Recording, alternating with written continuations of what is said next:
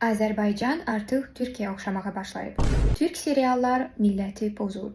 Təcavüz, pedofiliya, gənclərin ölümü artır.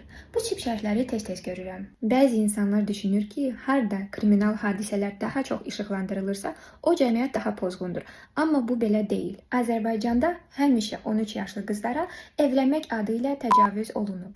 Qadınlar əlləri tərəfindən öldürülüb. Elgün kimi gənclər öldürülüb.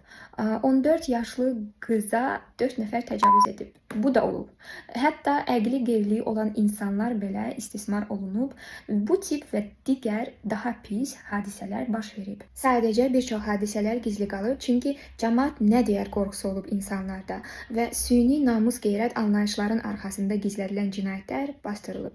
Türkiyədə və pozğun saydığımız digər ölkələrdə belə hadisələr baş verəndə zərər çəkən başına gələnləri danışmaqdan çəkinmir. Çünki bilir ki, cəmiyyətin böyük əksəriyyəti onların tərəfində olacaq və dayaq olacaq. Uşağa meyil salan birisini müdafiə etməyəcəklər ki, qız istəməsəydi olmazdı.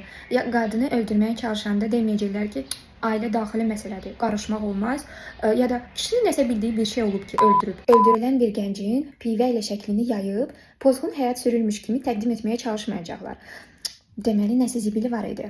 Çünki başa düşürlər, heç bir yaşam tərzi, heç bir cinayətə haqq qazandırmır. Sağlam düşüncəli insanlar zərər çəkəni yox, günahkar olanı qınayırlar. Bizdə isə illərlə səhv düşüncə tərzi və cəmiyyətin təzyiqinə görə zərər çəkmişlər yaşadıqlarını gizlətməyə məcbur qalıblar. Onsuz heç kim dayaq durmayacaq, qınayacaqlar, həm də biabır olacaq. Bu da cinayətə olan meyilli şəxslərə daha çox özünə inam və sərbəstlik verir. Amma indi vəziyyət dəyişməyə doğru gedir və ölkəmizdə sağlam düşüncəli insanlar artır. Sosial şəbəkələr sayəsində paylaşmaq və eşidilmək asanlaşıb və indi insan başına gələni daha rahat və daha sərbəst danışa biləcək. Cəmiyyət pozulmur, əksinə cəmiyyət baş verənlərə normal reaksiya verməyə başlayır. Çalışaq ki, zərərli düşüncəyə sahib və təhlükə yaratmaq potensialı olan insanları cəmiyyətdən uzaq tutaq.